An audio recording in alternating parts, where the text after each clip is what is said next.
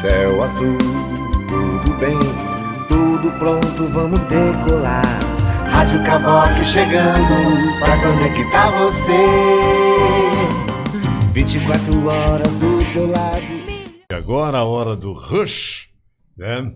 E também disponível no nosso canal do YouTube, no nosso site, e você o nosso pode... aplicativo. E o podcast. Sim, né? sim. Tudo bem. Hoje, quarta-feira, dia 25 de maio de 2022. Amanhã é muito raro. No Rio de Janeiro, São Paulo, a gente vê a previsão da meteorologia, eles colocam assim, não chove, mas aqui é muito raro. Tem pelo menos 7 milímetros, mesmo porque nós estamos no meio da rainforest, né? A floresta de chuva, e realmente está chovendo sempre em algum lugar. Mas a previsão para amanhã, para Manaus e a região metropolitana, e é um absurdo os caras inventarem esse negócio. Imagina que região metropolitana, uma metrópole, Itacoatiara, você tem 260 e poucos quilômetros de selva aí, mas é a região metropolitana também. É muito otimismo achar que nós vamos fazer a grande Manaus daqui 1000 anos, talvez. 260 quilômetros. Esse é um dos assuntos que nós vamos tratar hoje também, pode ter certeza. Aliás, né, vamos falar de cinema. Eu já disse para a turma que participa todos os dias da bancada e os nossos convidados que o nosso programa é um horário para bate-papo sobre assuntos que interessam ou não. Tem conversa fiada e tem conversa afiada. É a diferença. Bom, de qualquer forma, amanhã a previsão, a mínima 24 e a máxima, o verão já vem, aliás, o sol já vem de novo com toda a ignorância vai chover, dele. Pitanga? Não vai chover. Mas, rapaz. Amanhã não vai chover. E aquela tua ida lá fora, olhando pra cima, É. né? E foi o quê? A informação aqui é do clima-tempo e é de muita responsa, né? É. A máxima 34 graus. Olha aqui, ó, 0 milímetros e 0 possibilidade de chuva. Putz, Os caras não arriscam né? Zero? Zero possibilidade de chuva. Bom, os ventos, e vai ser um dia ventilado, porque amanhã a média vai ser de 10 quilômetros por hora em média do vento, vindos do leste, que é a direção normal. O vento sempre vem de onde vem o sol. É assim. E a umidade relativa do ar vai chegar a 81%. Tive que chegar mais próximo aqui. É isso aí. Mas, rapaz, aí que o calor aparece, né? Com essa umidade. É uma ignorância, rapaz. É uma ignorância o sol aqui, mas é um privilégio também, né? Né, professor? Muita gente gostaria de ter Esse calorzinho, né? calorzinho aqui bom da gente. E com essa chuva também esporádica que não deixa que a coisa fique totalmente radical, né? Professor Origens já esteve aqui no nosso programa, já teve Não, no nosso não, no da doutora Eliane, lá Entre no Nós. Entre Nós, falando Mas de economia. já é um habituê aqui com a gente. Já é um prazer estar sendo Vocês precisam... aqui inserido na hora do roxo. Já Né? dos bastidores aqui, é um pouco mais velho do que o Milton, mas esse aqui Bem mais velho. puxava a orelha dele. Eu chamava ele de tio, tio.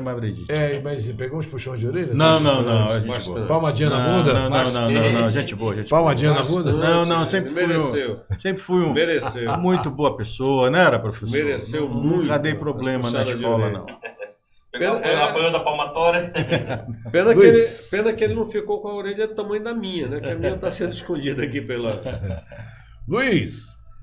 Eu tenho hoje, na verdade, é um dia muito feliz para várias Happy pessoas, Days! principalmente para várias famílias no Brasil. Luiz, aproxima o microfone se você quiser. Isso aí Porque tá bom. hoje, Já melhorou, técnico. hoje, dia 25 de maio, é considerado o Dia Nacional da Adoção. Olha. Inclusive, nesse sábado passado, nós fizemos uma gravação, recebemos aqui nos nossos estúdios uma gravação do grupo do GAPAM, que já pode ser visualizada nas nossas páginas do YouTube, na nossa página do nosso site oficial, radiocavoque.com.br, um bate-papo extremamente interessante com personalidades do direito, da psicologia, com a presidente do GAPAM, que é o Grupo de Apoio aos Pais Adotivos do Amazonas. Então, assim, hoje é um dia que famílias adotivas, tanto as crianças que estão na fila da adoção, como famílias que têm o sonho de serem pais, né, e da forma correta, importante salientar, da forma correta, fazer toda a adoção, seguindo todo o procedimento, todo o protocolo. Então fica aqui o nosso parabéns da Rádio Cavoc para todas as famílias que hoje podem celebrar enquanto famílias, né, que são famílias adotivas, que eu acredito assim, que é um dos maiores símbolos de você De amor. de você poder doar, e se doar para alguém é você acolher uma criança com todo o amor no seio da sua família, como se fosse seu filho de sangue, né? Porque é filho de direito, de fato de direito. E eu acho, inclusive, que é uma grande prova de amor e durante muito tempo foi muito estigmatizado isso. Sim. Tinha gente que, inclusive, tinha vergonha de dizer que era adotado. Famílias que às vezes tentavam esconder essa questão da adoção. criança. E na verdade eu acho que filho é aquele que é amado, que é criado com amor, e pai e mãe é aquele que ama e que cria com amor. Então tem que se tirar esse paradigma de adotado ou filho de sangue, porque realmente pai é aquele que ama, que cria com amor e ponto final. Exatamente. Então é muito importante que se leve a sério um dia como esse e se pense bastante a respeito desse ato de amor, Exato. que é a adoção. Mas isso em famílias, por exemplo, que tinham mais de 3 irmãos, existia sempre essa onda de um apontar o dedo pro outro, dizer assim, tu foi adotado e tal, né? Tinha essas coisas. Eu acho que é isso que o professor Ígenes, né, fala, porque durante muito tempo foi um estigma. Que bom seria se, ao invés de ser usado para, vamos dizer assim, para picuinha de irmão, de chacota, de alguma coisa, tu foi adotado, tu foi assim. Que bom seria se esse Teve um termo, ato de né, amor ali, de dizer, olha, você foi adotado, significasse algo, né, de extremo amor, de extremo. Exatamente. Porque, querendo ou não, aquela pessoa foi escolhida. Foi escolhida, exato. Muitas das vezes a gente vê famílias onde aquela gravidez, aquele filho não foi planejado, e por conta disso, muitas vezes é um filho que é de sangue, mas é indesejado, é rejeitado, e aí aquela criança sofre, cresce com toda a sorte de sofrimentos emocionais, psicológicos, e vai se tornar um adulto cheio de problemas também, né? Ao passo que uma criança que foi adotada, aquela família teve todo um planejamento, um acompanhamento, teve aquela escolha que ele amou e decidiu, né, trazer aquela criança para o seu seio familiar. Miguel estava dando, de vez em quando ele dá um pitaco aqui, ele devia estar aqui sentado também. Miguel. Miguel, meu querido, não queres vir para cá? Eu acho que você cabe bem aqui, porque ele dá uns pitacos aqui e... Eu não estou dizendo que está feio nem bonito, colega. Só estou dizendo.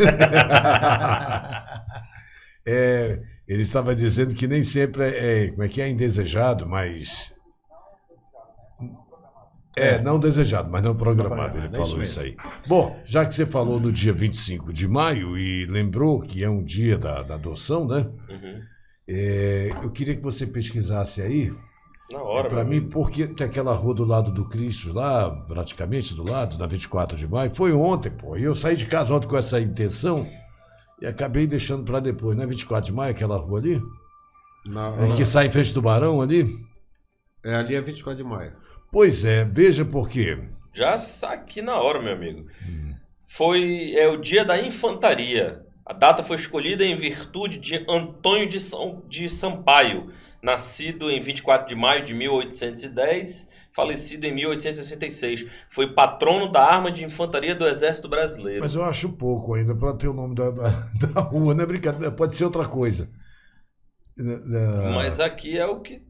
Deixa eu ver aqui, vou colocar aqui 24 de maio. Rua Manaus. 24 de maio, por quê? Tem que perguntar. Vou procurar aqui do Sabe que é Google. uma coisa que nós deveríamos fazer sempre? Tem gente, por exemplo, que não sabe.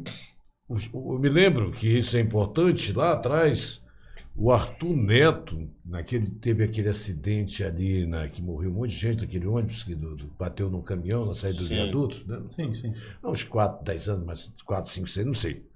E eu me lembro que o Arthur Neto disse na época que ia colocar o nome lá do viaduto, lá do aeroporto, quando ficasse pronto, aquela data, ou seja, 15 de novembro, sei lá quando, 17. E aí eu digo assim, muitos desses que são datas, 10 de julho, por exemplo, por quê? Né? Vamos passar, você que gosta de fazer pesquisa, eu gostava muito. Depois a gente vai e vamos conforme as datas, né? 13 de Entendi. maio eu sei por quê. Você tem razão, Pitanga, olha só. A rua 24 de maio, ela recebe esse nome em Manaus. Ó, a rua 24 de maio de São Paulo é em virtude da guerra de São Paulo por causa da guerra dos Tuiutis. É. Agora, a rua 24 de maio em Manaus refere-se... Tá aqui. Foi a data que em Manaus, na verdade no Amazonas, em 1884, foi a data em que o atual território de Manaus deu liberdade aos escravos da cidade. Olha aí, tá vendo como é importante isso aí? Por isso que eu disse. Extremamente importante. Não, isso é muito pouco para ter uma rua em Manaus, que foi um fato bem distante de nós, então.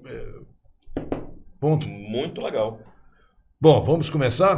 Bora, Isso bora, foi só. bora. Na verdade, nós já começamos e a nossa ideia aqui é solto. Vamos falar do cinema primeiro, professor?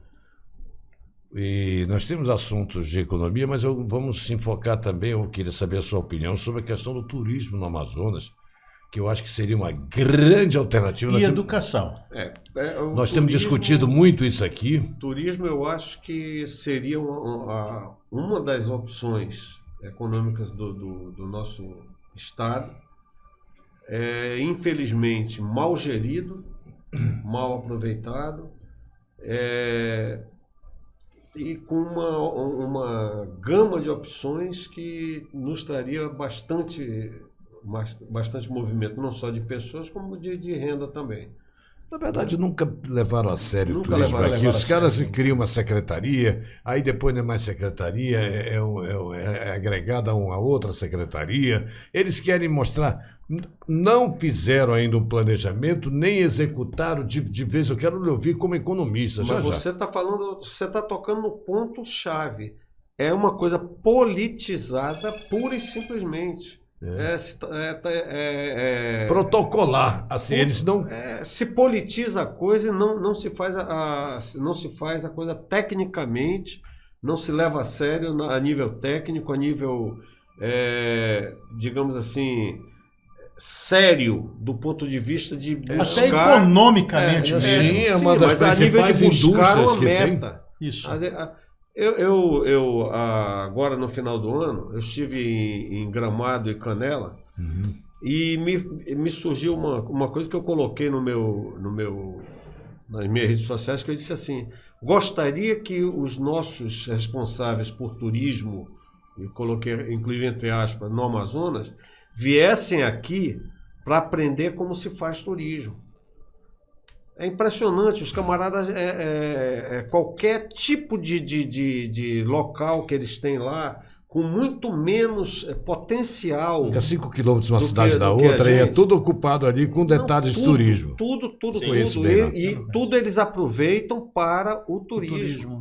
Coisas assim que nós As daríamos de cantinas 10. maravilhosas que Deus tem me por livre. lá. Professor Orígenes, eu sempre conto essa história aqui, porque veio um habituê aqui também com a gente, o Walter Martins, gente muito boa. Ficou de chegar aqui, de qualquer hora deve estar chegando aí. Tava já batendo. Deve estar chegando aí. Ele falou o seguinte, mais uma vez eu vou falar. Uhum. Uma cidadezinha na fronteira do Canadá com os Estados Unidos, a única coisa que tem lá, Júnior, é uma mina abandonada. O prefeito fez luminárias, fez bares, fez não sei o quê. Sabe quantos turistas ele recebe por ano lá? 2 milhões de turistas. Uma cidadezinha que só tem uma mina Pra abandonada. visitar uma caverna de uma mina. E Nós deve- estamos deve aqui ser- na Amazônia, como eu sempre falo, que eu acho que deve ser a palavra mais falada no mundo. E eles atualmente. passam 4 meses sem receber ninguém, com certeza, porque aquela área ali, gelado. fica isso aí, que É é gelado. noroeste, já colado com o Canadá, Deve ser muito frio. não é qualquer pessoa que vai lá, já é um outro tipo de turistas, mas aí tem, o protocolo é outro, enfim. Sim. Eu sei aquela área lá. Porque é uma coisa organizada, é uma coisa toda estipulada dentro de parâmetros, de metas. Você tem que ter acesso. Só para citar um exemplo, Figueiredo, Presidente Figueiredo, com todas aquelas belezas naturais que existem ali, Está abandonado. o que tem gerado de retorno a nível de turismo para o Amazonas? Se você for pensar bem, nada. Agora, uma área que tem as belezas naturais, as cachoeiras, grutas, trilhas, tudo que tem ali de beleza natural que você não encontra em canto nenhum do Brasil. Aquilo era para ser uma área totalmente preparada e abarrotada de gente, inclusive com uma estrutura, uma infraestrutura. Hotéis temáticos Hotéis. próximos. Falaram exato. aqui, Júnior, que o cara quis fazer numa daquelas grutas, tipo assim, um café de que não deixaram. Não deixam. A burocracia ali, para você ter uma ideia, meu pai tentou fazer aquele hotel ali. Chegou a ter problemas com a justiça trabalhista. Quando ele contratava os funcionários para o hotel, ele tinha problema porque a própria justiça trabalhista atrapalhava.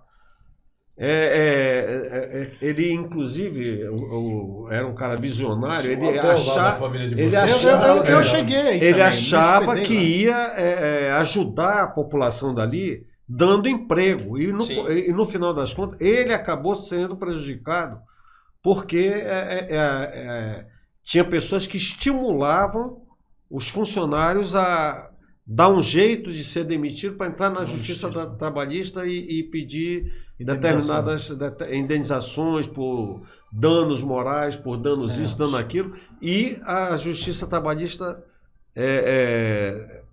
oferecendo vantagens para eles. É a velha cultura do jeitinho, do paternalismo. Paternalismo estatal. Do paternalismo estatal e o assistencialismo. Barato, que ou seja, a pessoa quer se faz, vamos dizer assim, se faz de uso de uma brecha na lei que serviria para impedir alguns abusos por parte de empresas, mas aí o que acontece? Aquela mentalidade do assistencialismo, não, se a lei está me dando esse direito, vou botar na justiça e vou acabar...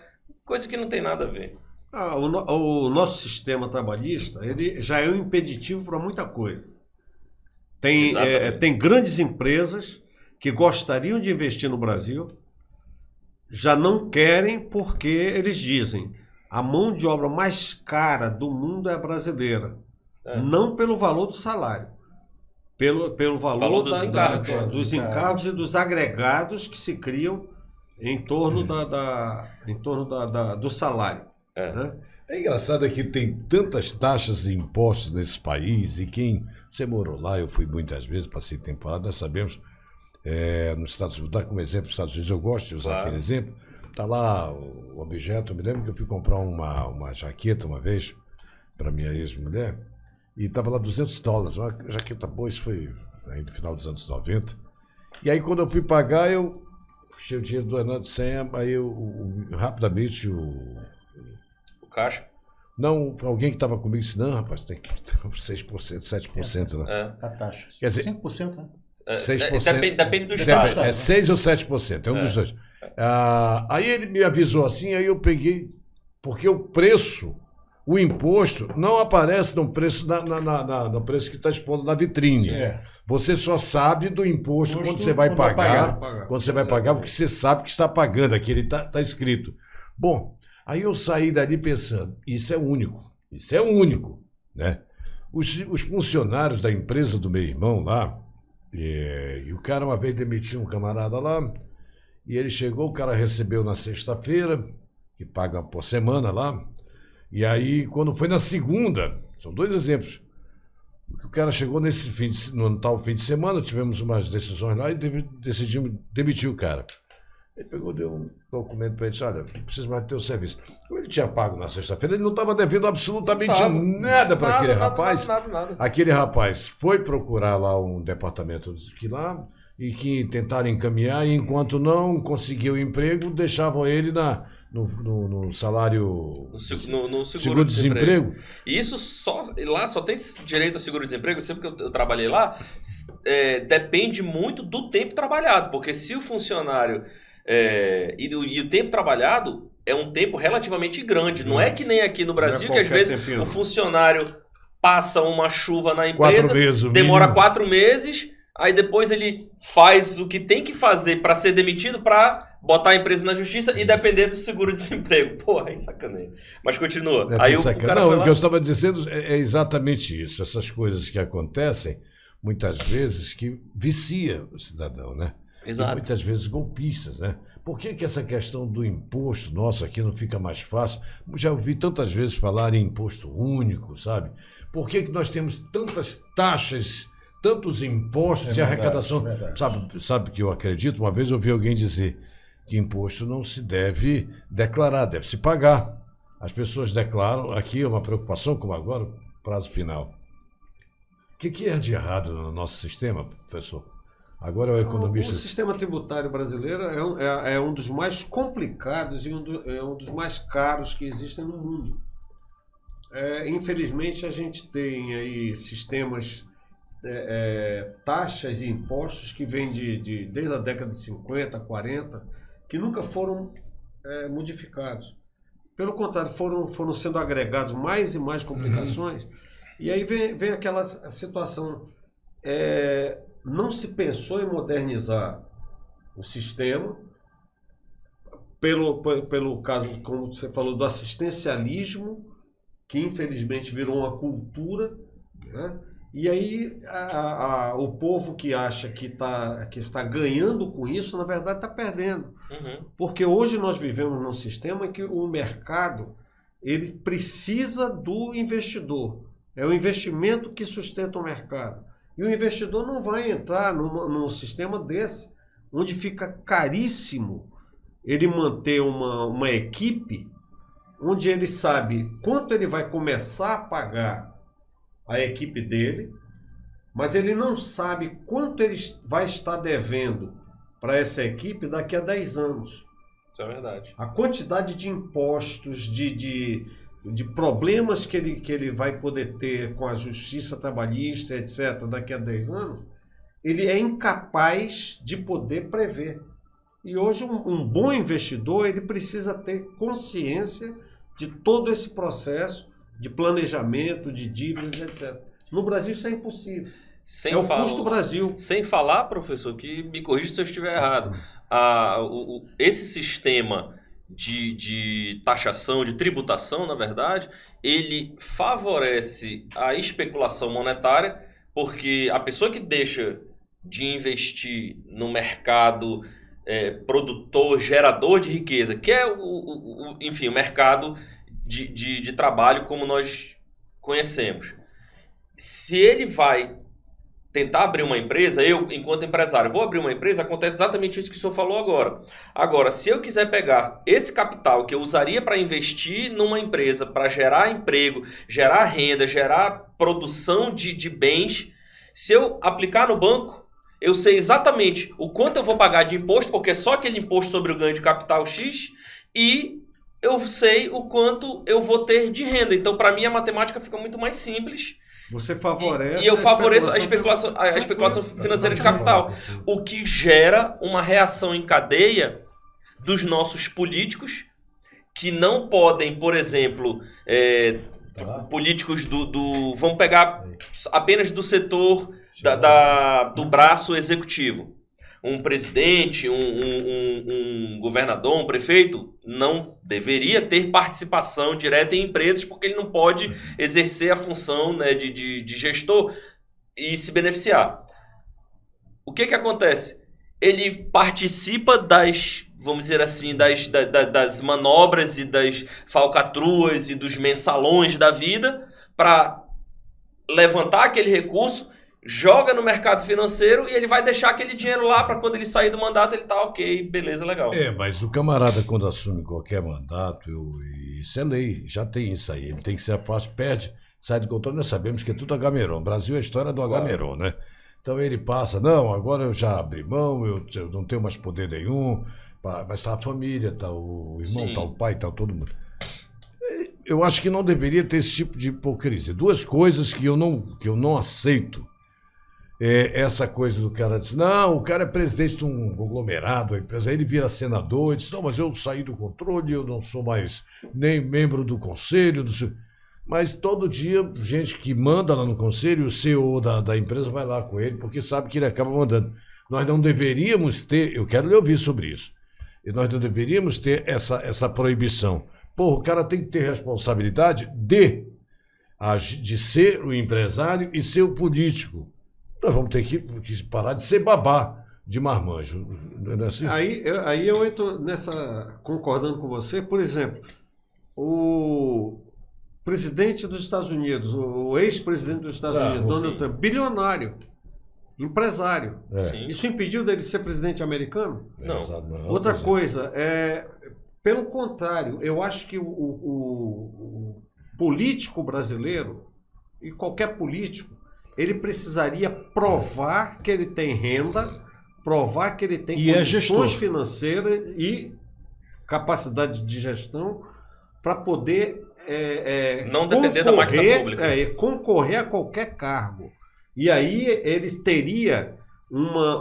nós teríamos que criar uma forma de fiscalizar essa passagem dele pela política, e aí nós evitaríamos esses super salários aí, porque esse tipo de salário, que o salário é outra hipocrisia. Isso que eu queria falar. Um salário de 35 mil, mas aí você cria auxílio paletó, auxílio isso, auxílio aquilo, essa hipocrisia, e ele vai ganhar professor. 150 mil. Vamos ser sinceros, uma pessoa que recebe 35 mil reais, ele não precisa de ajuda para comprar roupa, para pagar um aluguel. É uma coisa que ninguém pode ganhar mais do que o presidente da República, tem a lei, e aí os ministros do Supremo Tribunal, os desembargadores para cima, eles têm esse teto, né?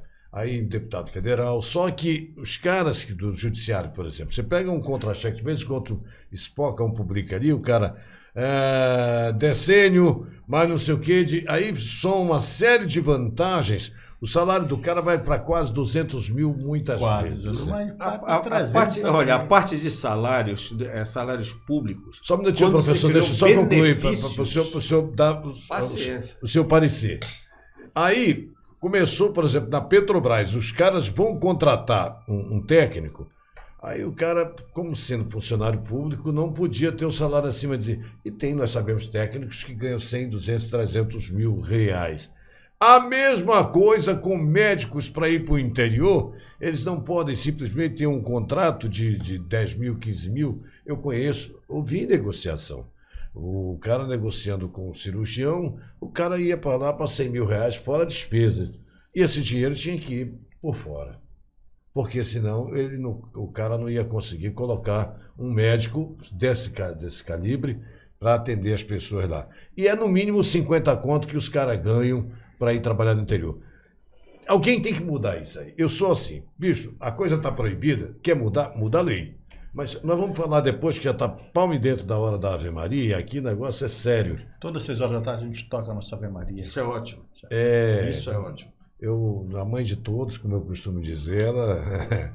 Então, ainda tem um minuto? Quanto tempo tem ainda? Minutinho. Nós podemos entrar agora e dar às 6 horas, vai dar já dentro da música. Vamos fazer logo o intervalo?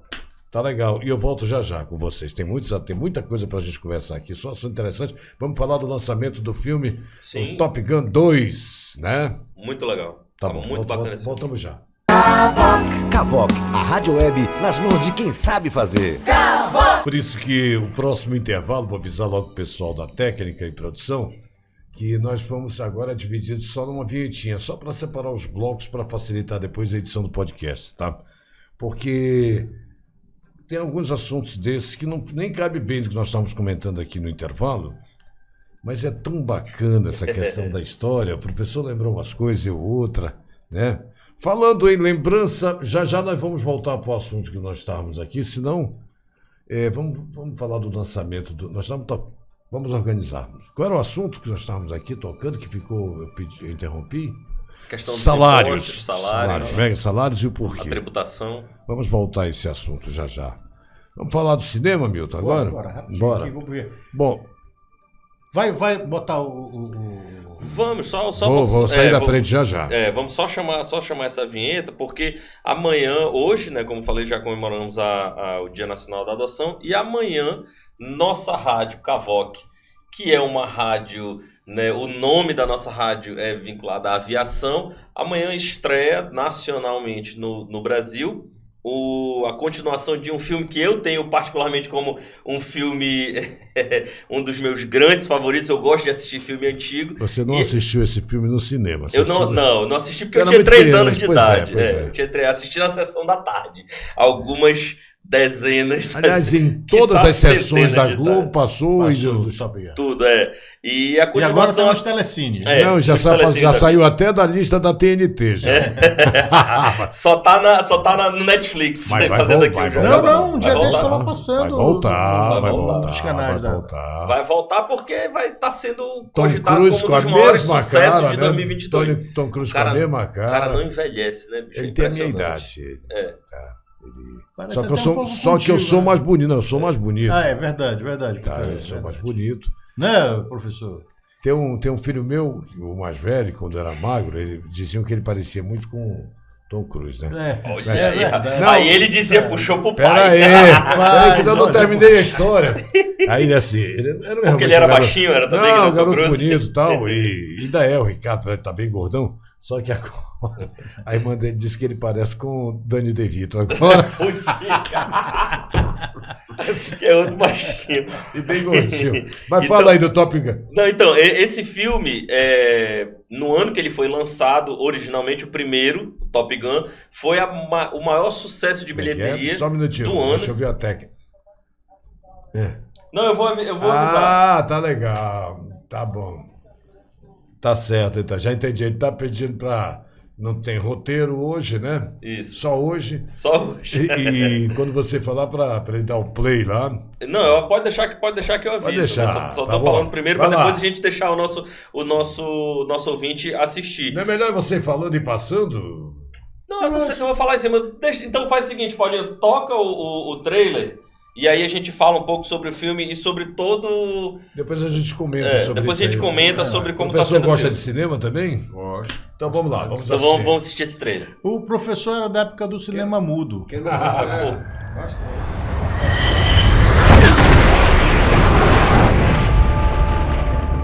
Ali também, tá passando. What do we have here? Yeah, here I thought we were special. Fellas, this here's Bagman. Hangman. Whatever. What the hell kind of mission is this?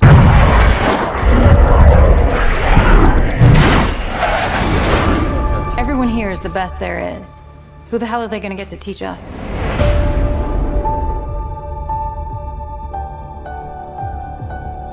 Captain Pete Maverick Mitchell. Let me be perfectly blunt. You are not my first choice. You are here at the request of Admiral Kazansky, a.k.a. Iceman. He seems to think that you have something left to offer the Navy. What that is, I can't imagine. With all due respect, sir, I'm not a teacher. Just want to manage expectations. What the hell? Good morning, aviators. This is your captain speaking. And we're off. Here we go. In 3, 2, 1.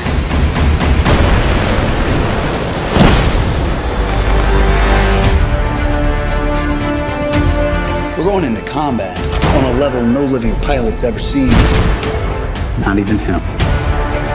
You think up there you're dead. Believe me.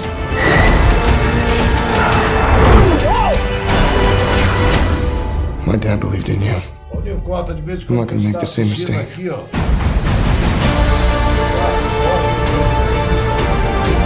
Someone's not coming back from this. Those are your pilots. Anything happens to them. Smoke in the air! You'll never forgive yourself. No turning back now. Come on! Jeez! Having any fun yet?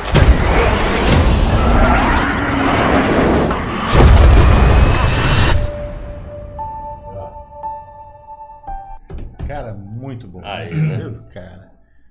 Poxa Ó, vida. Paulinho, você devia mostrar aqui que hoje no ensaio nós combinamos de assistirmos e mostrar o cenário aqui, com a gente assistindo aqui, rapaz. Em absoluta primazia, né? E uma coisa que é... Tá, vamos aos detalhes. Bora lá, alguns detalhes, algumas coisas bacanas. Sabe que muita coisa não desse mudou, filme. os aviões, lá na época era o F-16 já, né? Na época do primeiro filme, da década de 80, né, de 1986, eles filmaram usando o F-16 Tomcat, que na época era o jato mais moderno da Marinha. Era o Top Gun. Era o suprassumo da tecnologia.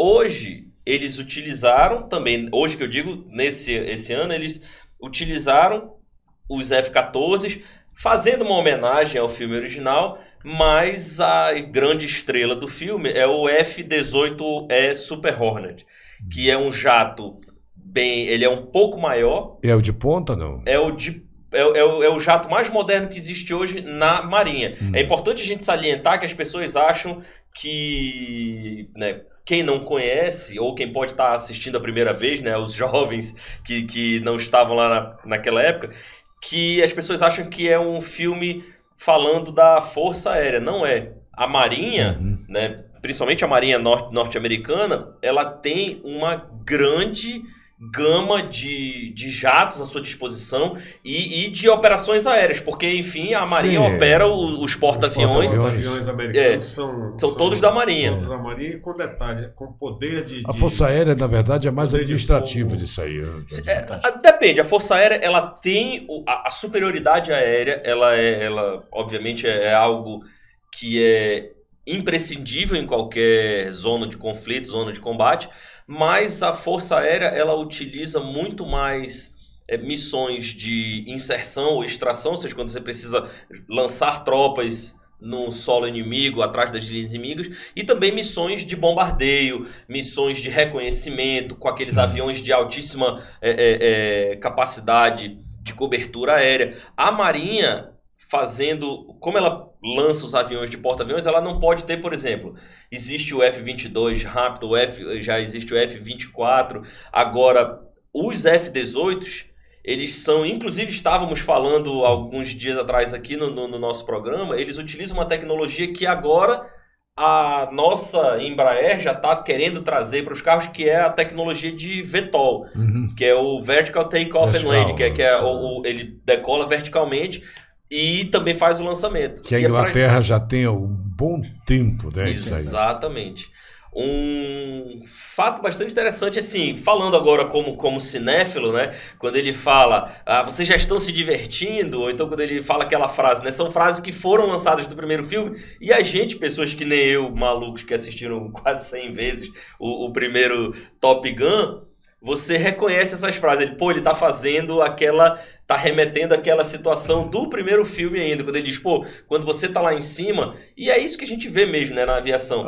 Você não tem tempo para pensar. Você treina para poder o teu corpo responder de forma automática, porque lá em cima é frações de segundo. Como ele fala, se você pensar, você morre. A Força G é outra história. Né? É outra história. Bom, e tem um detalhe aí, tem dinheiro nesse filme, na produção da Marinha também. Sim. Eles Ela ajudam. se promove, né?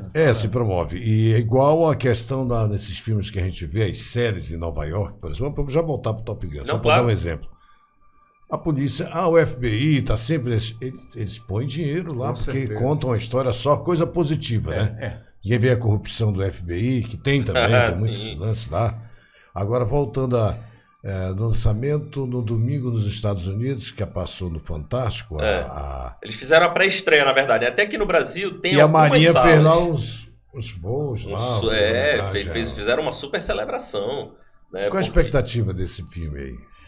Olha, ele teve um orçamento de 170 milhões de Barato, dólares. Viu?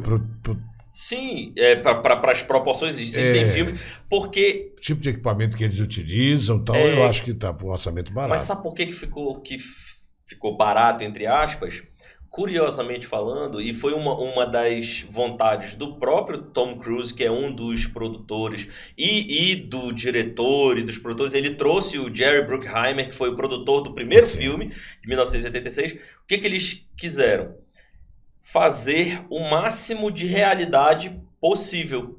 Quando você vê hoje em dia no cinema, de pelo menos 1 ou 2 décadas para cá, desde o começo dos anos 2000 até agora, o que a gente vê nos filmes? Filme de ficção científica, esses filmes da Marvel, filme tipo Avatar, é tanta tecnologia, tanta computação gráfica, que é o que encarece cada vez mais. A gente que trabalha, eu agora, depois que comecei a trabalhar com rádio, a gente sabe que uma das coisas mais caras na rádio é equipamento, edição e trabalhar com computação gráfica. E o apresentador também. Também. E o que eles não utilizaram. Uma coisa que é uma curiosidade, e aí é uma das grandes experiências, eu tô marcado para assistir hoje ou amanhã, só tô dependendo da resposta aqui da minha esposa, se a gente vai conseguir ir hoje ou amanhã no shopping tentar pegar essa pré-estreia. Já que você está falando da estreia do Brasil, mas aqui em Manaus também, no Circuito Nacional, Manaus também entra? Manaus entra. Manaus, na verdade, já tem esse filme desde domingo, desde o dia 20... Desde sábado, do dia 21, esperando só na pré-estreia.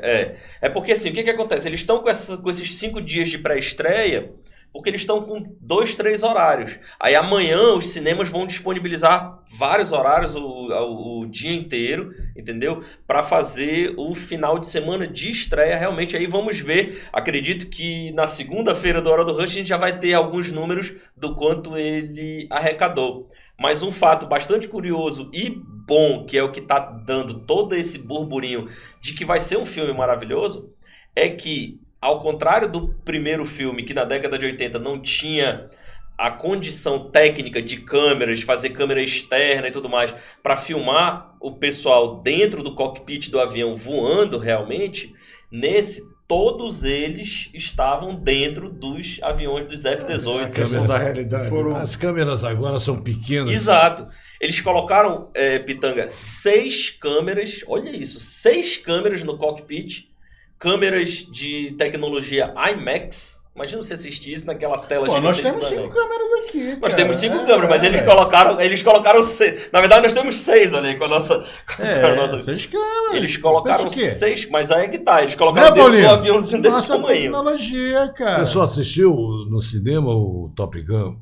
Uma vez. Uma vez. Eu não sou tão fanático. Mas foi uma vez no cinema assistir Sim. Lembra qual foi? Foi aqui em Manaus? Não, foi aqui em Manaus, mas já faz tempo. Não lembro. Sabe qual que foi. velho não tem muita... Ele pode confundir com aqueles aviões da Primeira Guerra que eram 2 asas, entendeu? Pode estar essa confusão. É interessante isso aí. Como é que tá vendo esse? Como é que você vê esses? Você gosta de cinema? Eu gosto de cinema. E esses remakes que estão fazendo agora aí? De vez em quando pintam, né? Sim.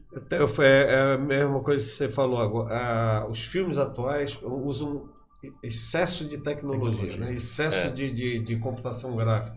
Aí ele perde um pouco da essência da coisa, da realidade, na verdade. Então, quando tem um filme como esse que eles estão se propondo de colocar a realidade, aí ganha muito mais. Sim. Você fica com muito mais... Bom, a gente cobra a realidade do cinema. Nós sabemos que o cinema é a arte de inventar coisas, fazer a gente sonhar. Mas nós sabemos daquilo que é possível, né? É gostoso assistir um filme e dizer assim, olha o mentiroso aí, olha a mentira, né? Olha essa mentira, não tem esse negócio? Porra, mas os caras fazem umas coisas que não cabem na nossa... Eu não perco tempo, eu não assisti os Avatares, eu não assisti essas... Aí tem aquela série também, como é o Matrix... Sim. Também não assisti. Tem umas séries que eu não... Tem uns filmes assim que eu não assisto. Eu gosto muito de filme de aventura e gosto de filme com tecnologia, mas uma tecnologia em que a gente já está vivendo. Tudo que tem, por exemplo, no Top Gun, nós já vivemos.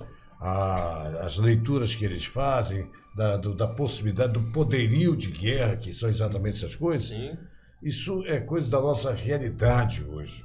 Não é difícil você entender nem achar. Você viaja na coisa, você se entende. Mas eu gosto de alguma coisa de ficção. Naquela época na década de 80, existia a Guerra Fria, né? Então, o pano de fundo do primeiro Top Gun era a guerra o combate ao comunismo e a ameaça da Guerra Fria. Hoje é a questão do terrorismo.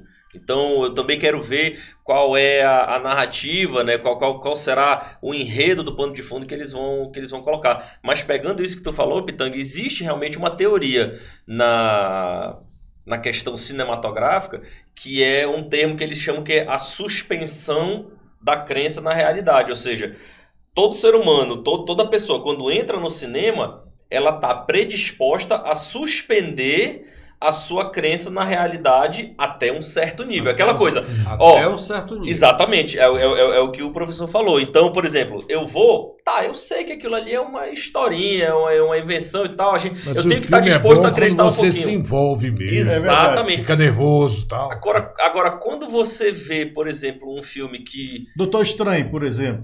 Não, eu não digo nem no Doutor Estranho. Eu digo um filme aonde... Esse eu não conheço, te juro. Meu amigo, tu quer ver o seguinte... Agora que não dá pra entender. Tu quer ver uma coisa, Milton? Tu lembra daqueles primeiros filmes do... que agora vocês vão ver engraçado. Não, vai ser mais cômico ainda. Lembra aqueles primeiros filmes do James Bond, quando era o Sean Connery e tudo mais? Que ele ia no carro e você via que ele tava lá no carro tentando dirigir. E o pano de fundo, ou seja, você sabia exatamente que ele estava dentro de um carro com um pano verde por trás e não tinha nenhuma conexão com... Mas era a tecnologia da época. Quando você vê um negócio hoje que, por exemplo, você sabe, pô, esse cara, eu tenho certeza que ele não está dentro de um avião. Né?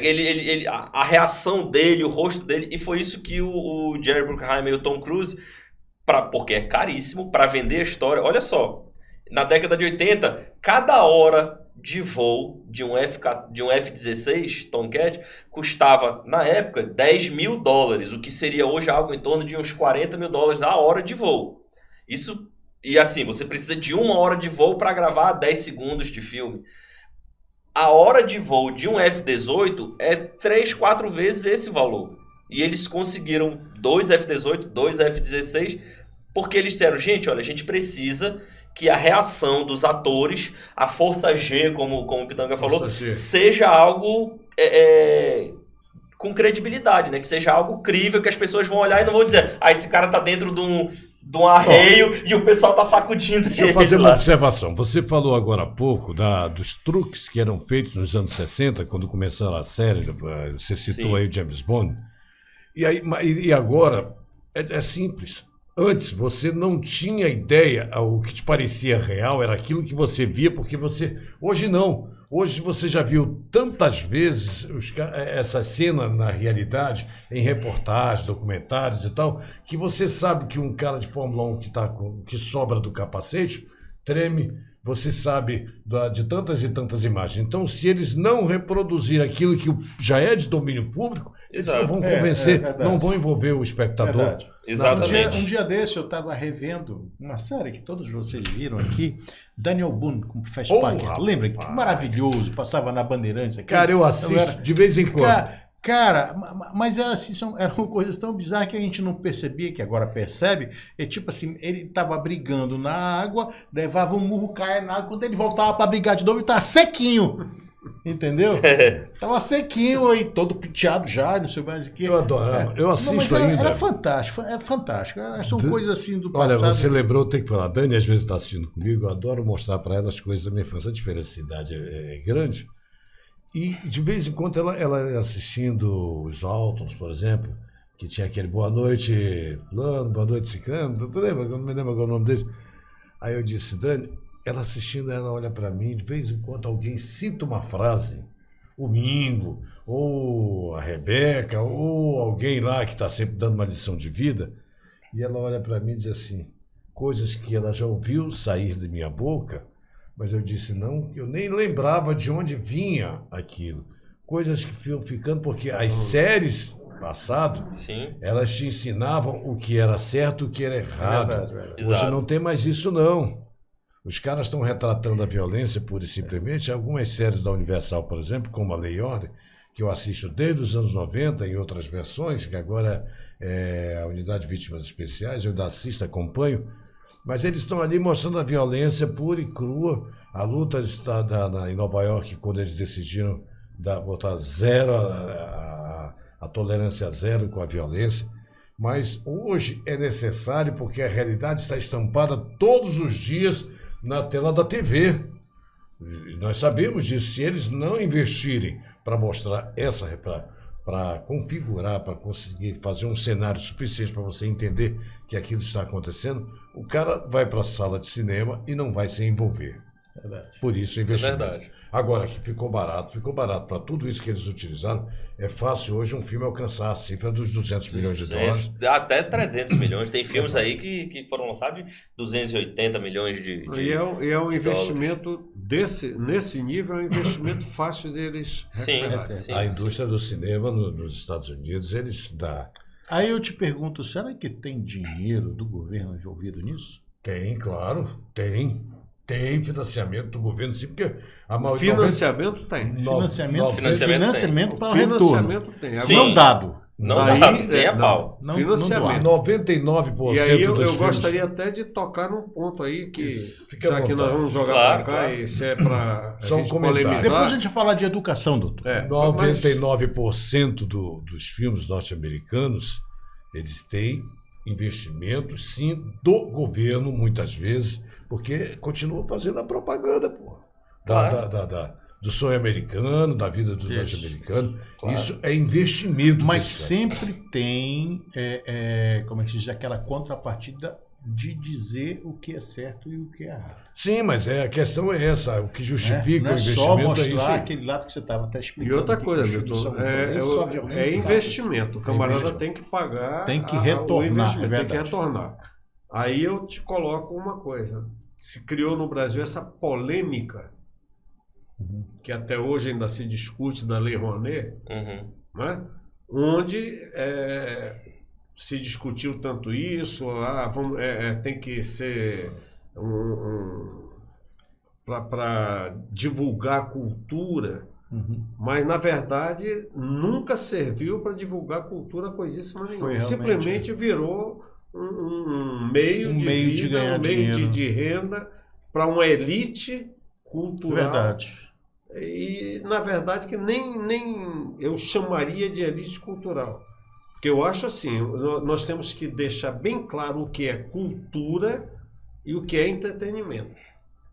A cultura, na verdade, foi colocada totalmente de lado. E aí ficou essa polêmica toda totalmente desnecessária, porque o que deveria ter sido focado seria a cultura e não foi. Não foi, exatamente. Não foi. E aí ficou essa briga toda desnecessária, porque infelizmente no Brasil nós temos isso. Grupos que se locupletam em poderes paralelos e acham o seguinte: não, eu tenho esse direito e acabou. Sim. Infelizmente é isso, e se acham donos daquela coisa.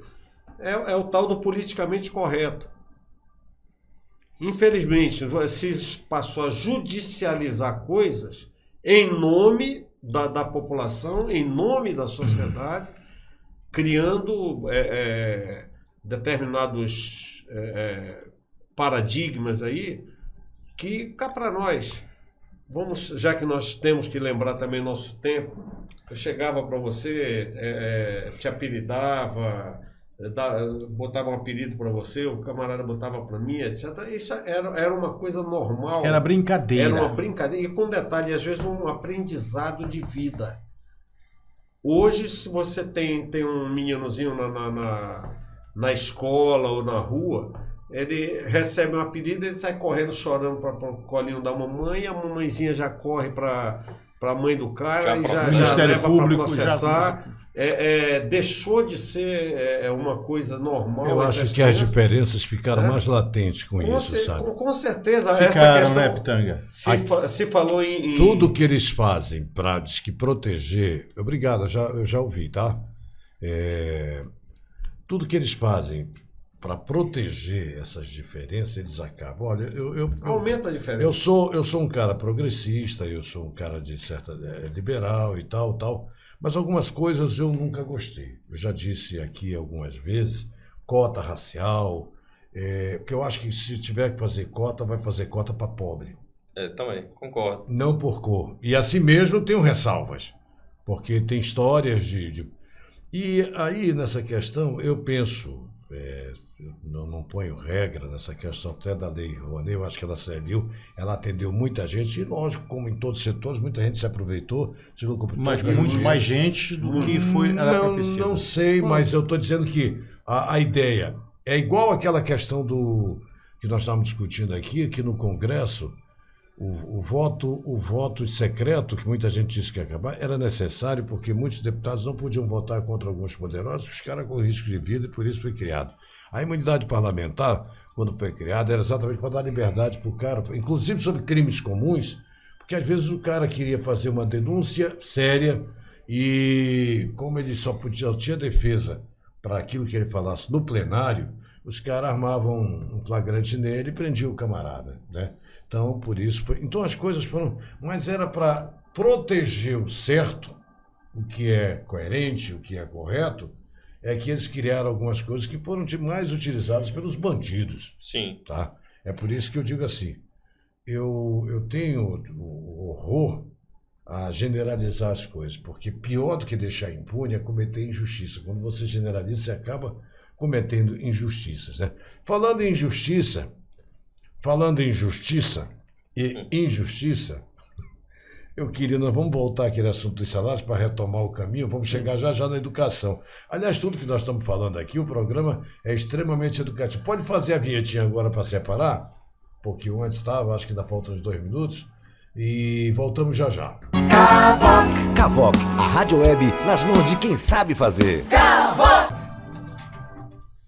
Bom, já estamos de volta para o terceiro e último bloco. Ontem quase que não acaba o programa. Você estava aqui até o final, né? Aí eu disse, bom, faltam 5 minutos, aí começamos a fazer isso. Quando chegou aqui, o Tony disse, pô, mas eu vou continuar. Aí tá, e continuou.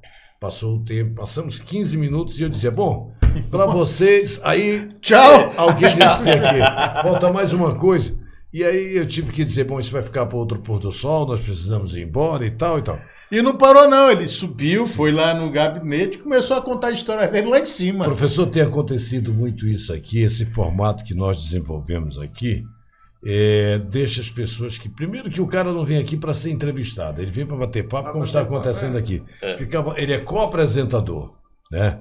Então, nós começamos a bater papo, eu nunca vi ninguém sair daqui... não gostei. Todo mundo sai satisfeito querendo voltar. É impressionante, já tivemos muita gente aqui. Muita gente. O pessoal tem gostado. E estou muito feliz com isso, sabe? Assim, é um bom formato, é agradável. A gente fala do que quer, entendeu? E você sai satisfeito, como você disse, porque não tem aquela limitação. Isso. Não fica engessado, engessado. Já desse alguém me perguntou assim, pô, mas vocês, enquanto rádio, né, todo mundo nem sabe colocar internet no carro, e principalmente a parte de imagem, aí começou a justificar. E por que vocês colocam o nome A Hora do Rush? Eu fiquei olhando assim, pacientemente eu perguntei, que hora é o programa que você assiste? Não, eu assisto ao vivo. Eu digo, que hora é? 5h30, 6 horas da tarde. Isso é o quê? É a Hora do Rush. O Pitanga, até mesmo, vou até perguntar para você, Pitanga está com uma ideia, nós temos a Hora do Rush, e ele quer fazer também a Hora do Rango. Agora, saber as pessoas que vão na Hora do Rango também vai ser. Na Hora do Rango, né? Na hora do almoço, já pensou? Tu vai querer conversar na hora do almoço? Não, só se tiver uma comida, né? Um churrasco, aí vai que é uma beleza, né? Tinha um programa chamado Conversa Afiada, que tinha dia que eu abri o programa, era meio-dia, né? Então eu chamava lá os professores, alguns amigos da Universidade Federal do Amazonas, lá da unidade lá de Benjamin Constant, e chamava um secretário, enfim, gente do povo, e era mais ou menos esse clima aqui nosso. O nome do programa, e tinha dia que, olha, hoje o Conversa Afiada, na verdade, vai ser Conversa Fiada. Mas era legal, o clima era esse. E aí a proposta que eu ia fazer para eles na reunião, estava esse moço aqui, o Luiz, e eu sempre me reportando ao Milton, né, meu contratante. E aí eu disse, olha, eu estava com uma ideia, seria o contraponto, ponto e contraponto, porque nós estamos aqui com direcionamento político, aí não ia falar orientação, que a orientação sexual, acho que são muito semelhantes às nossas, né? Quero crer, né? Mas na questão política tem muita diferença, a gente consegue conviver bem, como eu consigo conviver bem com todas as pessoas do quais pensam diferente, né? Claro. Mas é isso que se diz democracia. Quem pensa inteligentemente tem que ver dessa forma. Eu acho que assim, você precisa ter liberdade política, né? E respeitar o pensamento político e ideológico sem que isso gere conflito, né? Cada um tem uma visão, isso não impede que você respeite ou desrespeite a visão da outra pessoa. Cada um tem a sua visão. Quer ver um exemplo, Milton? Eu tenho um grupo que nós nos reunimos, a maioria das vezes foi na minha casa, e eu morava no Rio, morei em muitos lugares, e eu lembrava, porra, meus amigos da infância, por onde andam, cara? Meus amigos todos eram amigos da vida de adulto, né, depois de casado, e eu tinha tantos amigos bacanas, rapaz. Aí, um dia, através já era na internet, alguém publicou uma foto da turma, já vinha se reunindo desde sempre. Tem alguns que nunca deixaram, desde os anos 80, a turma que morava ali na Emílio Moreira, próximo a Ipixuna, nós éramos uns meninos, né? Aí eles se misturavam, os pais tinham uma condição melhor, outros mais pobrezinhos, mas ninguém via essa diferença. E aí eles estavam quase todos lá. Me deu uma inveja tão grande, eu comecei a fazer contato e me integrei no grupo. Só que veio essa parte. Um dia nós tínhamos dois grupos no WhatsApp. Porra, eu estava vendo ali, ora, um que era extremista do Lula, outro que era bolsonarista extremo, e estava vendo o choque, eu peguei, saí a primeira vez do grupo, aí me resgataram, me colocaram e perguntaram por que eu saí. Eu disse, bicho, peraí, nós viemos do mesmo lugar, temos as mesmas origens, só que de lá para cá, e olha que o último que ficou lá na rua saiu, tipo assim, ainda no começo dos anos 80, tem mais de 40 anos, mas a gente nunca deixou de ser a turma da Emílio Moreira, os emilianos, como nós nos chamamos. Eu disse, nós saímos da mesma origem, sabe?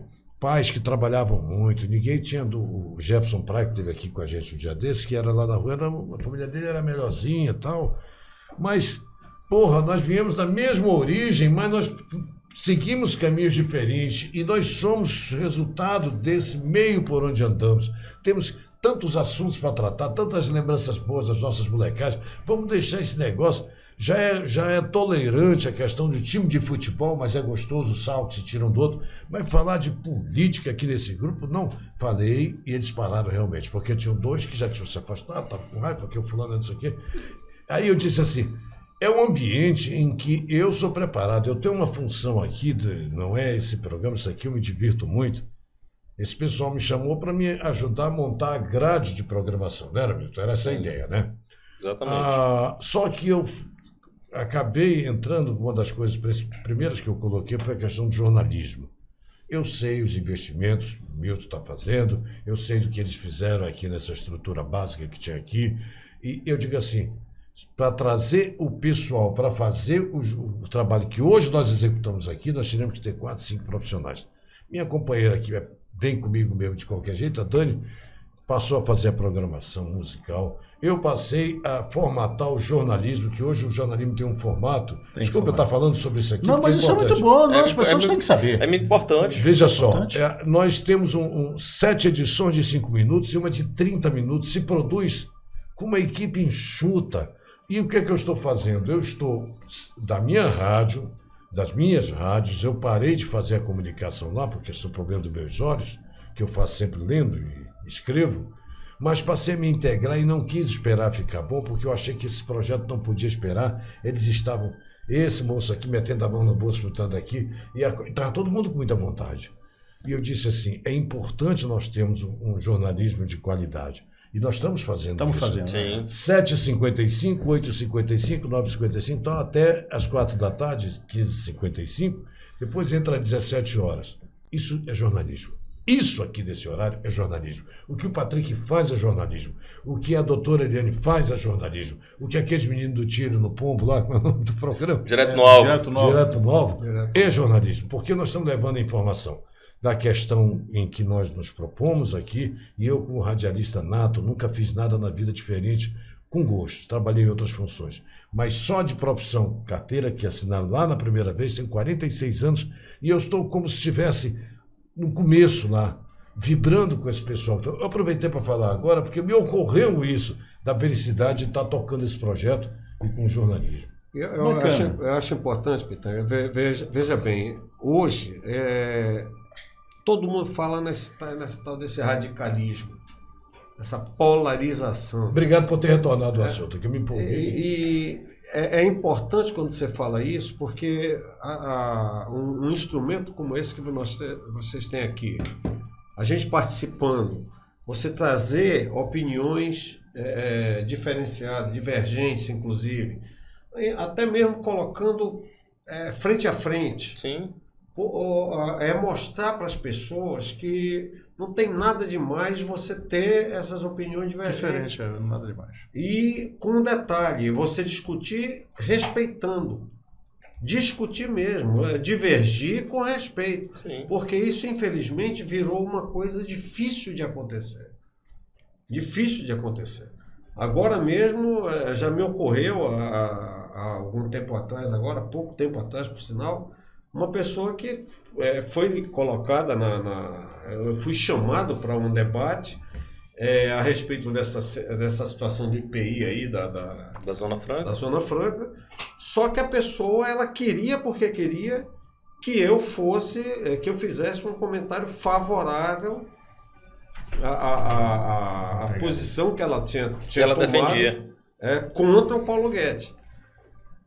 Entendeu? E porque queria desmerecer o Paulo Guedes de todo jeito e tal. E eu simplesmente, quando coloquei, eu digo, como economista, como pessoa e como brasileiro, eu estou aqui colocando, inclusive com dados, te mostrando aqui que respeito o Paulo Guedes como economista, como ministro da Economia, e eu vou te dizer uma coisa. Por mim, eu gostaria que o Brasil tivesse 3 Paulo Guedes hoje, para nós estarmos bem melhor do que estaríamos. Esse camarada ficou numa situação... Só faltou te bater. Não, ele simplesmente ele deixou de falar no programa. Tipo assim, enquanto esse camarada estiver aqui, eu não falo mais. Afinal de contas... Aí o que acontece, professor? A pessoa fica fechada naquela bolha e, como nós já sabemos, todo o isolacionismo, com o perdão com a falta, né? Com o perdão da palavra e com a falta de uma outra palavra, eu falo, todo isolacionismo é burro. É burro, totalmente. Olha a Coreia do Norte como tá. Quando você tenta se isolar do resto do mundo e de ideias você acha contrárias, que tá a Coreia do Norte? Deixa eu só... é acabada. Ninguém sabe. Ninguém sabe. Ninguém sabe. Pra eles ganharam a Copa, né? Lá falaram que eles detalhe, ganharam a Copa, ganharam do Brasil. Uma coisa, são sistemas que têm vida curta, mano. Outra coisa é querer ter aquela visão só digamos, pontual. O cara hoje fala mal da inflação brasileira, fala mal dessa situação do petróleo, da política de juros, etc. Pô, não é só o Brasil, é o mundo. Nós estamos vivendo uma situação atípica. Aí o camarada vem querer colocar uma discussão sobre um ministro, sobre um governo, sem pensar que agora mesmo uma repórter, uma comentarista, não lembro agora qual foi, ela falando dos Estados Unidos, ela disse, pessoal, vocês aí deviam estar satisfeitos. Qual foi o aumento mesmo aí da gasolina? 48%? Aqui na Califórnia, onde eu estou, foi 100%. Olha só. Aí o camarada ficou assim, disse, 100%. Ela até citou, eu pagava 2 e pouco galão, dólares no galão, estou pagando 5. Olha, professor, você tem razão nas coisas. Deixa eu falar, a gente está indo por tantos assuntos, eu estou aqui desde o início, querendo falar de uma situação que eu quero perguntar para o meu professor, que foi meu professor no 2º grau, professor Origens. Não aprendeu mesmo assim. Meu querido, me disso. diga uma coisa. Eu trouxe aqui para você falar também, não só de economia, mas também disso, a educação. Me diga uma coisa, o senhor deu aula nos anos 70, inclusive para mim, para meus amigos, que até hoje, como aquilo que o Pitanga falou, falamos, divergemos, mas estamos sempre juntos. Queria até todo mundo aqui para a gente conversar, mas não dá. Tem uns poucos microfones aqui, mas não vai dar para trazer. Mas me diga uma coisa, qual é a diferença daquela educação que nós tínhamos? Que nós tínhamos um tremendo respeito, como eu tenho respeito por você ainda, e agora, que você leciona agora nas faculdades, me diga, tem diferença ou continua a mesma coisa? Conteúdo, como é que era? Me diga. Olha, isso. A educação brasileira como um todo está esfacelada. Infelizmente, conseguiram esfacelar a educação brasileira. Caramba. O sistema educacional brasileiro. E aí você tocou no ponto. Eu fui professor só no sistema universitário 30 anos. Tá? Antes disso, fui professor no que era o 1º e 2º grau, depois ficou ensino médio e básico. Mas o grande problema é que simplesmente houve uma inversão de visão e de valores dentro da educação brasileira, que antes você dava importância para aquele ensino, o que seria hoje o médio básico, né? Você saía com 7 anos alfabetizado, lendo, escrevendo, interpretando, certo? Você, quando terminava o teu 2º grau, digamos assim, você tinha pelo menos a tua base educativa formada.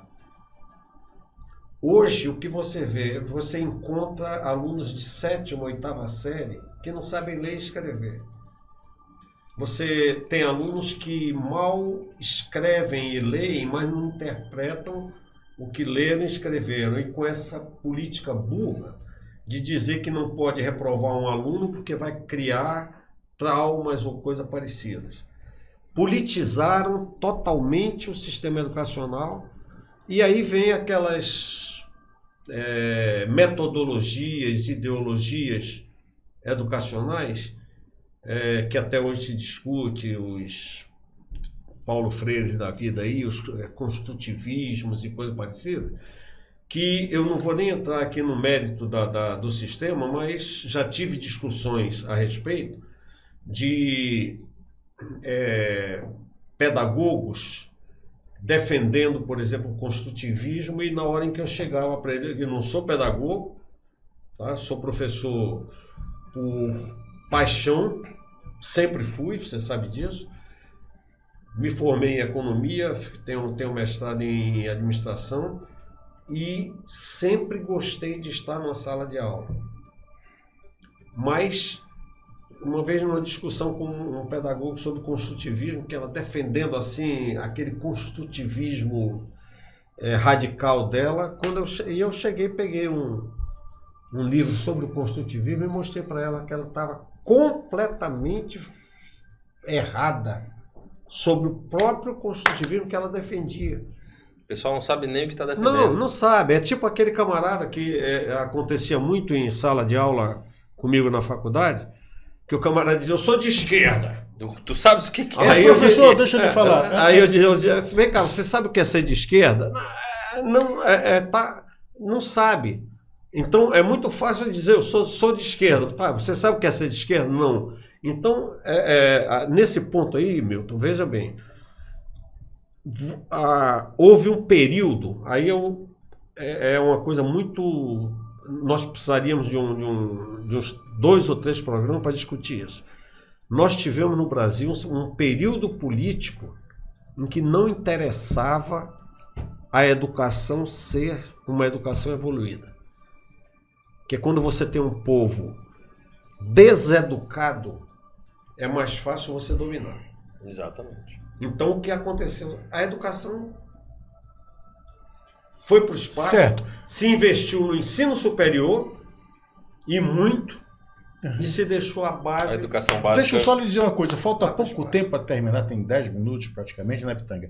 Senão a gente vai fazer que nem ontem. Não. O assunto é tão bom, mas deixa eu lhe falar uma coisa. Senão minha mulher O que eu quero... me dá uma só que está me esperando lá no... O que eu quero também perguntar para você, como é que está a relação de aluno-professor? Porque naquela época nós tínhamos respeito. O professor falou, você calha a boca, a gente calava, você respeite, a gente respeitava. Tinha, lógico, umas pessoas disso aqui, mas saía de sala para falar com a coordenação. Como é que é agora? É fácil, Vitor. O Pitanga tocou nesse ponto. Atualmente tudo está judicializado, meu amigo. Hoje, se o professor chegar para um aluno para falar um pouco mais duro com ele por ele estar fazendo uma coisa errada, ele simplesmente levanta e vai e diz que foi ofendido. Foi humilhado. E entra, as faculdades todas têm as corregedorias que vão querer, inclusive, defender o aluno contra o professor. E vem aquela história, atualmente os professores, infelizmente, e eu nesse ponto não abri mão disso, eu sempre achei que o professor ele tem que ser respeitado. Eu, inclusive, cheguei a sair de uma das instituições que eu trabalhei 11 anos, quando eu vi que não havia esse apoio da instituição ao professor. Parêntese rápido aí, lá... professor. Sabe por que eles fazem isso? Porque isso nós estamos falando nesse aspecto aí das universidades particulares, que entram naquela premissa de que o cliente tem sempre razão, viu? E o aluno é um cliente. Mas não é só isso, não. Veja bem, desde que houve essa história do politicamente correto, isso também vale para as federais, para as públicas. E aí aconteceu um fato pior ainda, Pitanga. Porque os professores das públicas, infelizmente, me desculpem aí meus colegas que são das públicas, passaram a fazer o quê? Para não criar esse atrito, o que é que ele faz? Ele faz de conta que ensina, o aluno faz de conta que aprende, e infelizmente o nível caiu terrivelmente.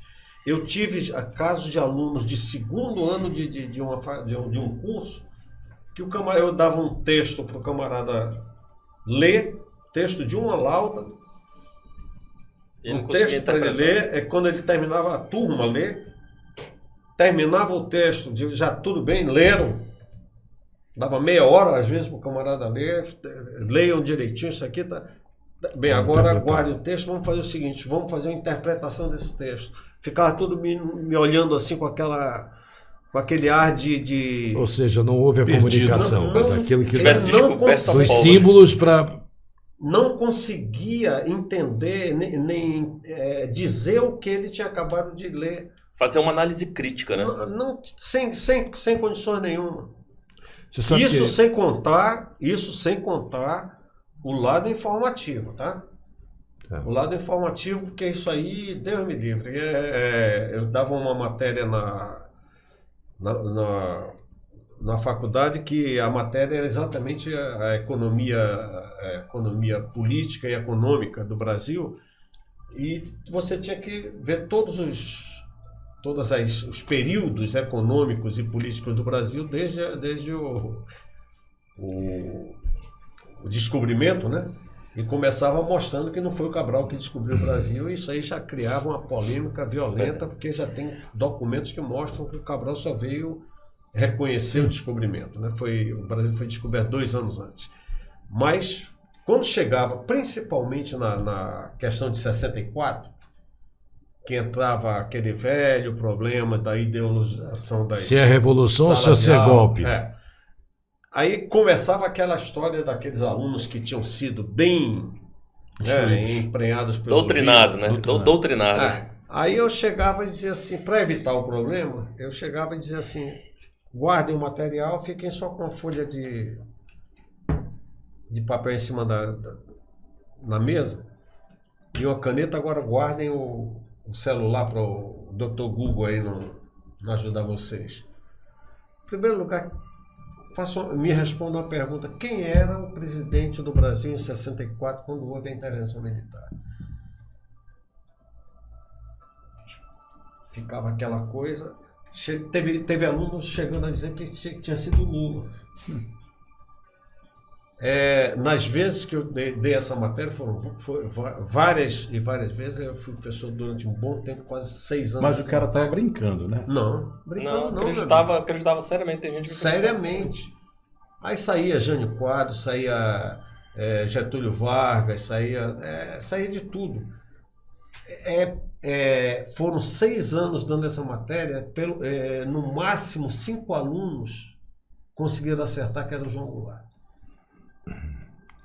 Deixa eu falar uma questão sobre isso aí, na questão da educação. Eu dei aula há alguns anos também. Onde, Pitanga? Eu dei aula quando eu estudava, eu dei aula em Humaitá e dei aula num cursinho chamado Cretan aqui, pré-vestibular, que era um dos melhores. Aonde? Aqui. O Cretan. Cretan. Era que... Estava lá aquela turma toda que depois foi lá para o Objetivo e tal. Pedro Juvens, você deve conhecer, professor de literatura. Onde é que era o Cretan? Eu não ficava na Praça da Saudade ali. O Guaraciaba era um dos donos do professor Guaraciaba. Enfim, essa questão da aula, do professor em sala de aula, isso eu vejo que a questão dos tempos, e isso acompanha uma série de dentro dessa onda de não pode isso aqui não é politicamente correto, isso aqui, enfim. E o professor, e o advento da proliferação das faculdades particulares contribuiu, porque é um negócio. E eu disse ainda há pouco, o professor está lá com o seu papel, e eu não creio que, assim como existem alunos malandros, tem professores incompetentes. Mas isso veio Vou rapidinho aqui para dar um exemplo. Isso vem de muito tempo. Durante os testes em que eu fiz, e não foi só nas minhas rádios no interior, foi também em rádios que eu dirigi em capitais, os caras queriam fazer teste lá de locução, eu mandava ler um texto, os caras não sabiam ler, não tinham letra. Me ocorreu uma vez uma rádio que eu ajudei a montar, e nós contratamos uns caras de nome que ainda estão por aí e tal. E apareceu um rapaz vindo de Parintins, um vozeirão danado, já Parintins produz bons profissionais. E aí ele fazia reportagem da rua, rapaz, o vozeirão, e com poder de improviso muito grande e tal.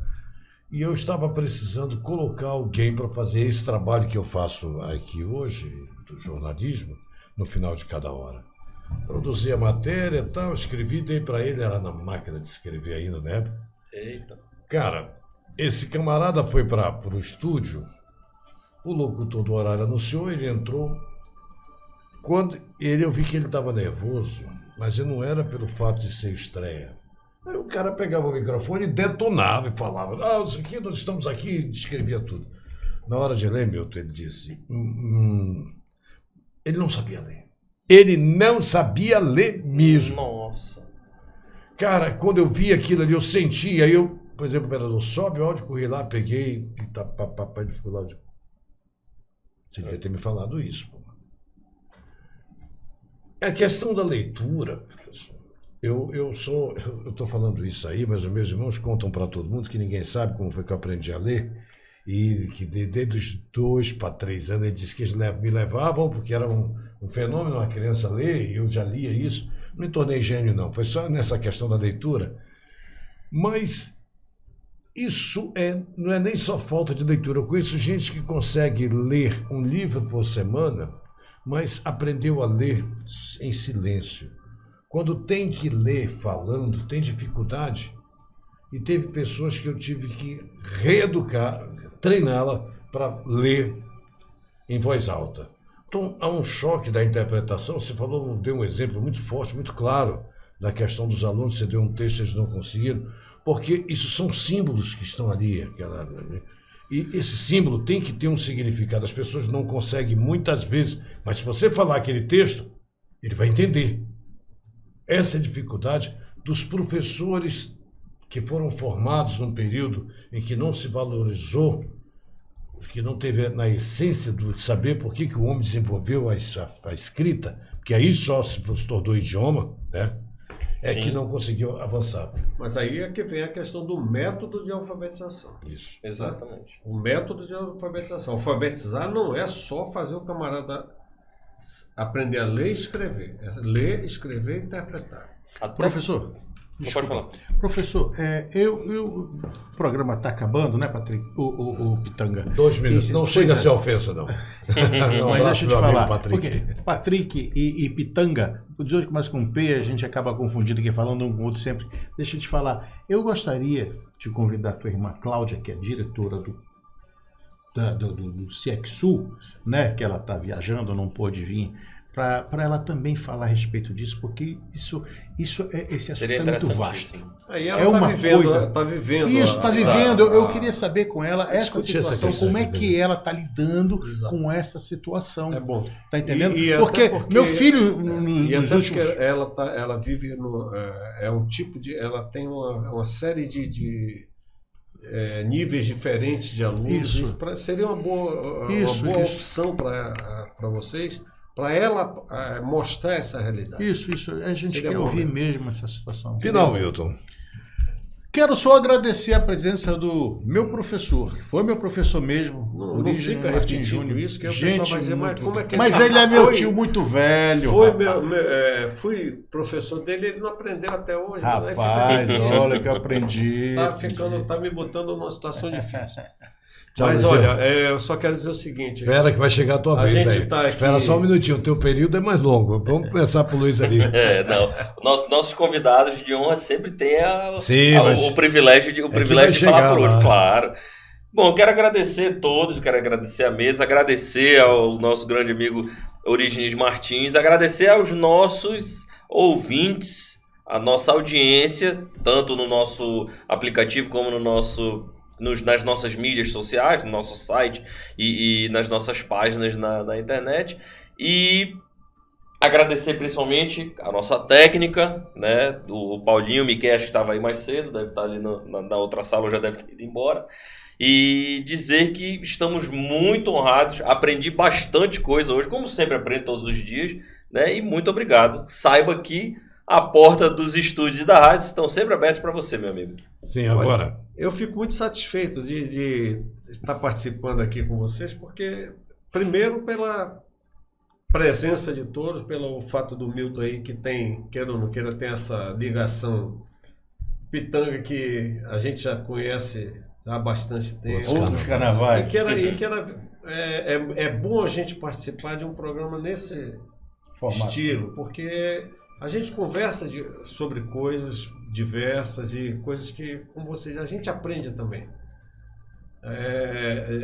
Quem disser que não tem o que aprender já está cometendo uma burrice.